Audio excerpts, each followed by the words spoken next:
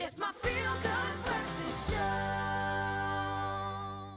Welcome back. Your Feel Good Breakfast show is live on SABC3 as we engage in our medical chat this morning in September, which is Heart Health Awareness Month. We've got Dr.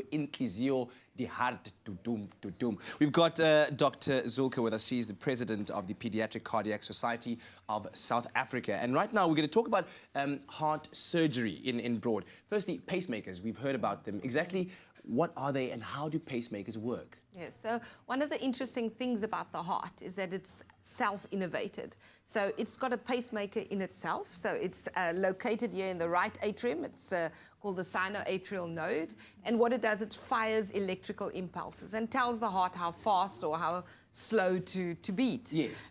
If something happens, either the pacemaker is not working or there's been surgery or another problem, we have to do that for the heart. Mm-hmm. And so a pacemaker is essentially a little electric generator sending those little impulses.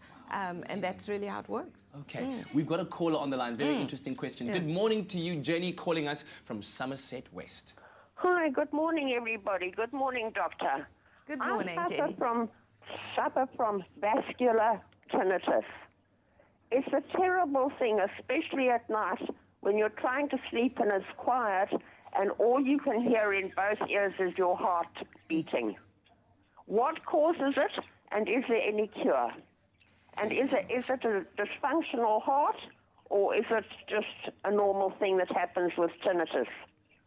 Thank you so much for that question, Jenny. Great, very interesting question, and a very difficult one to sort out, in fact. Firstly, the most important thing is that is not associated with any problem in our heart itself. Okay. So although it's a vascular problem, or it's called vascular tinnitus, the heart is usually entirely normal. Obviously, that is something that needs to be checked out, but it's not a cardiac problem, okay? And what it is really a problem related to your inner ear and gives you that sound. In fact, if we don't really notice that our heart is beating in our ears, but she's able to hear that. And it's a very distressing condition. Of course. But fortunately, we can tell her that generally it is not coming from her heart and her heart should be fine. Thank you, Jenny. So what can Jenny do? Yes. So, look, this is something that has to be looked after by usually an ENT surgeon. Okay. And there's multiple things that they try and do. Sometimes it's very difficult to treat and can cause a lot of discomfort. But there are methods that they use to try and alleviate that. All right. Well, thank you very much for that question, Jenny. We really do appreciate it. You can, of course, give us your calls. Our lines are open. We were talking about pacemakers, Dr. Zulka. Yeah. It said that the first pacemakers were actually plugged into wall sockets. Is that true? That is absolutely true. It was an external pacemaker, needed to be plugged into the wall socket, Shocking. and obviously had all kinds of problems associated with that. And it's very interesting. It was an engineer who started working with pacemakers in his garage and eventually realized really what we needed is something that had, firstly, batteries. They used to wear it on their belts. Oh, my goodness. And only later on, over probably 10 or 20 years of work, did they come up with an implantable pacemaker.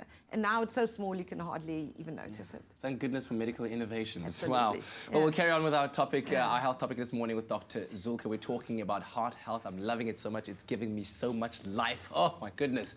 All right, let's get on into the kitchen right now with you. Only you can make my day.